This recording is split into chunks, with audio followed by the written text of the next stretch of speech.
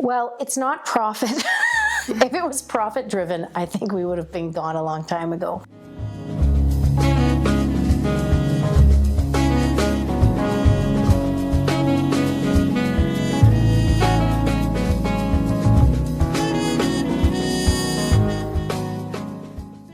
I didn't ever expect to have a restaurant. My late husband was working in the produce industry at the time, and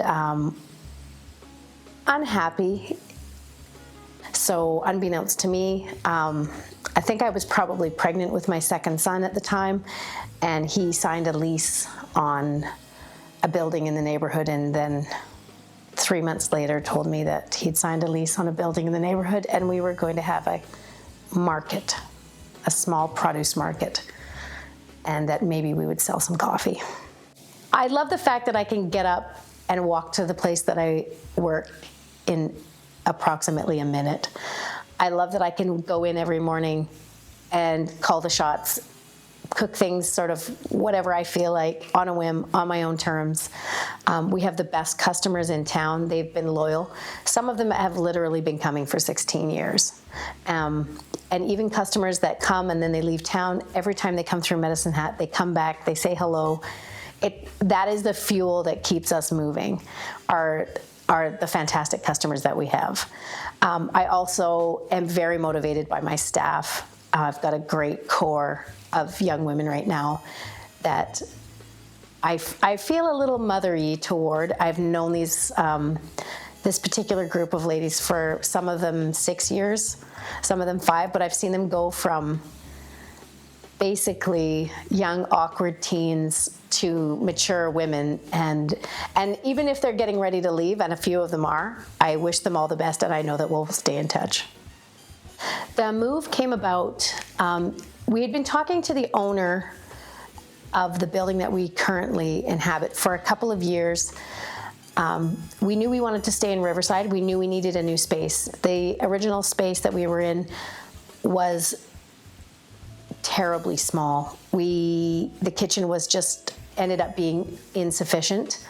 From our first manifestation as a produce market, we very, very quickly changed and became more of a cafe, more of a place to eat than a place to shop. So the kitchen was so limited at the time, we knew we needed to expand that if we were going to stay in business. So we had talked to the nice man named Ralph, who owned the building right beside, and just let him know years in advance that if ever he thought about selling or retiring, that we would be interested in the space, and he was on board for that. I always see people that they're like, it would be great to own a cafe, and it is great to own a cafe, but you have to work hard. If you're not willing, you have to be able to do every aspect of the job, and you need to be able to be there and be hands-on. I still believe that people would like to see my face every time they come into the cafe, but I do need I need some days off. I need to go to other cafes.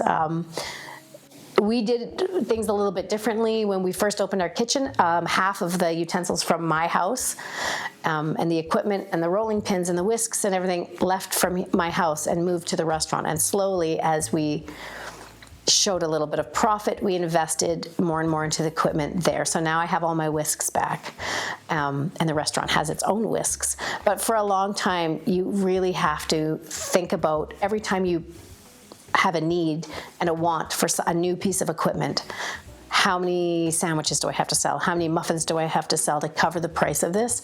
You always have to be very conscientious of that. I think people like new and shiny things, but if we had started that way, I am absolutely certain that we wouldn't be in business anymore. We would have tanked within the first couple of years. We ran with a little residential stove from Sears, and we replaced it twice in 12 years before we got to the new location. We had a residential dishwasher for the first few years, and that was an absolute nightmare. Ended up probably washing more dishes by hand, and now we have a grown-up dishwasher. We have a commercial dishwasher, and it's amazing. You also appreciate all these things so much more when you've done things the hard way. and then you find the tool to help you, and yeah, your appreciation level is pretty high.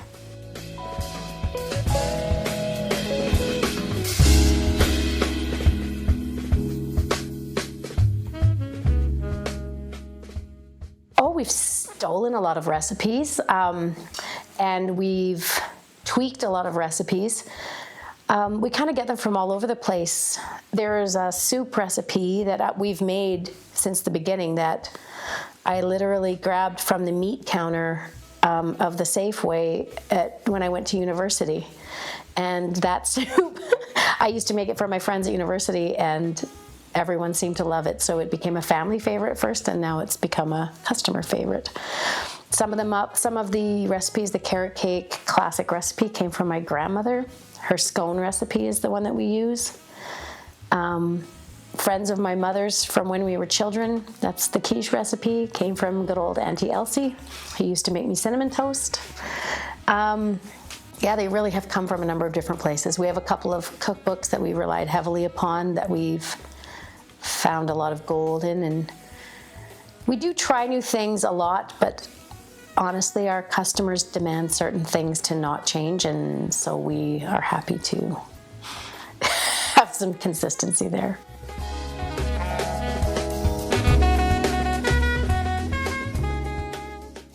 Why not Riverside? Riverside is the best community in Medicine Hat. I look out my window here, and I'm a block away from my store. And I see the river, and I see the trees, and the deer run through my yard, and so do the coyotes sometimes, but that's all right. I think it's the best place to live in Medicine Hat. There's a lot of history down here. It's a little sheltered location, and it's a location that it's very finite in its parameters. It will never expand. We've got sort of the train tracks, we've got the coulees, and we've got the river defining us. So it's my favorite place to be.